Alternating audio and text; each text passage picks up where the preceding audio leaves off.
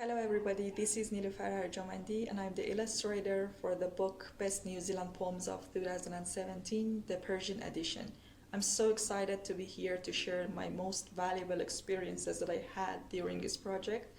But firstly, I would like to warmly thank Ms. Nisha for providing me with such a wonderful opportunity to take part in this project.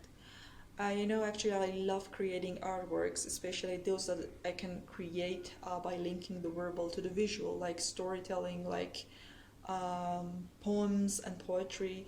And this project was something that I really cared for, that I really looked for.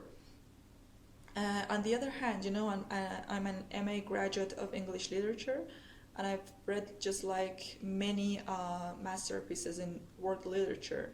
And what I found so interesting about this book, these translations, was the fact that New Zealand poetry was something new to offer to me, and that was a real experience.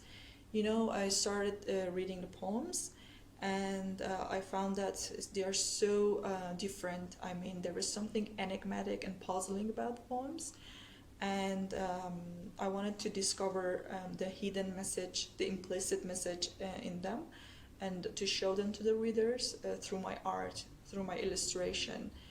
And focusing on the poems, I found that the first step to start my project, to start this job, was to read the poems. And I started reading poems in both versions, English and Persian, the translations actually, which were translated perfectly. I started reading both versions, and I found that I can interact in a better way, because reading just the English version or just the Persian version was not enough to me, and I tried to go for something more complete. And when I started reading, I found that there were different moods, different tones in poems. And to be more precise, I can say that there were two mood poles, agony and ecstasy. And as a reader and illustrator, I could just swing between the two poles, and that was so interesting to me.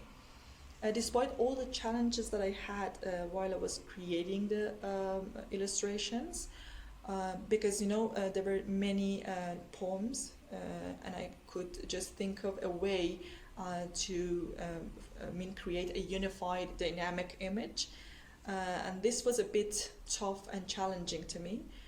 However, I could just make it perfectly. Most poems featured a heavy and a gloomy atmosphere, like dismal and sorrowful sensations. And however, I could find traces of hope, optimism, and happiness in some of the poems. To generate content, I actually try to combine techniques. I found that I can use watercolor, and afterwards I try to combine it with color pencil, because I thought that by using color pencil I can add more details to my work and make it seem more beautiful and captivating to the readers. So I try to use both techniques and to create something more professional. So I could do it. And talking about the colors that I use in my work, I can say that because of the two mood poles, or two major sensations that we had in all the poems, I tried to use a lively, vibrant colors with shades of yellow, green, and red for showing some positive concepts like God, like the church, like happiness and hope. On the other hand, I tried to use opposite senses like darkness, like dismal sensations or sorrow, using dark, shady colors of black, gray, and mauve.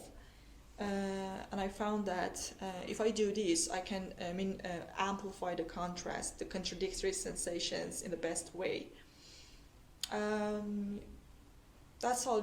I try to provide a new picture of how we can show contrasts right next to each other. So a glance at the whole image will provide readers with the fact that there's a lot like touch of surrealism. With at the first glance, the readers will not get the hang of what is going on, what is happening here in this picture, why is everything so mixed up. But actually, this is the major image that I created, reading all the poems in one sense. If you look at the picture, if you look at the cover, you will understand that we have the image of church, like hope, like green places, green areas. On the other hand, we've got like butterflies that are fading away, like a person, a sad face who is carrying like a fish in his chest, in her chest, and this is so like actually not real in a sense, but surreal, and this surreality adds to the attraction of the work, I think.